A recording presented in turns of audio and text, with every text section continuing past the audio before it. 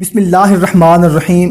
شروع اللہ کے نام سے جو بڑا مہربان نہایت رحم والا ہے۔ السلام علیکم میرے بھائیوں اور بہنوں، امید ہے آپ سب لوگ خیریت سے ہوں گے اور رمضان المبارک کی مبارک گھڑیاں خوب عبادتوں میں گزار رہے ہوں گے۔ دوستو، رمضان المبارک کے دوسرے عشرے کے بارے میں ہمارے پیارے نبی کریم صلی اللہ تعالی علیہ وسلم نے فرمایا کہ دوسرا عشرہ اللہ تعالیٰ کی طرف سے بخشش اور مغفرت کا ہے۔ ویسے تو رمضان المبارک کا پورا مہینہ اسی لیے ہے، اس میں بخشش بھی ہے، رحمت بھی ہے، مغفرت بھی ہے، مگر دوسرے عشرے کے بارے میں خاص طور پر فرمایا کہ اس عشرے میں اللہ کی طرف سے بخشش مغفرت ہوتی ہے بندے کی، اور وہ اعمال صالحہ کرنے سے ہوتی ہے۔ لیکن اللہ والوں نے ایک خاص طریقہ بھی بتا دیا کہ آپ اس عشرے میں کثرت کے ساتھ استغفار کریں، اور بعض اللہ والوں نے ایک مخصوص تعداد بھی بتا دی ہے کہ کم از کم 24 گھنٹوں میں 1000 مرتبہ استغفار ہو، یعنی پورے 24 گھنٹے میں۔ اور اگر کوئی اس سے زیادہ پڑھتا ہے یا پورا پڑھتا ہے استغفر اللہ ربی من کل ذنب واتوب الیہ، تو سبحان اللہ۔ تو بھائیوں اور بہنوں، اس سے ہوتا یہ ہے کہ اللہ بخشش بھی فرماتا ہے، اللہ راضی بھی ہوتا ہے، اور اللہ اس کے گناہوں کو بھی معاف کر دیتا ہے۔ تو دوستو، جب بخشش ہو گئی، مغفرت ہو گئی، اللہ راضی ہو گیا، گناہ معاف ہو گئے، تو پھر اس کے بعد جو مانگیں اللہ سے انشاءاللہ ضرور ملے گا۔ پھر چاہے رزق مانگیں، اولاد مانگیں، قرض سے نجات یا بیماری سے نجات۔ اب انسان کی حاجات اور پریشانیوں کا ذکر کرنے بیٹھیں تو دن گزر جائے۔ مختصر یہ کہ جو بھی جائز دعا مانگیں گے اللہ تعالیٰ آپ کی ہر دعا قبول فرماتا جائے گا انشاءاللہ تعالیٰ۔ دوستو، اچھی بات کو دوسروں تک پہنچانا صدقہ جاریہ ہے۔ کوشش کریں کہ اس کو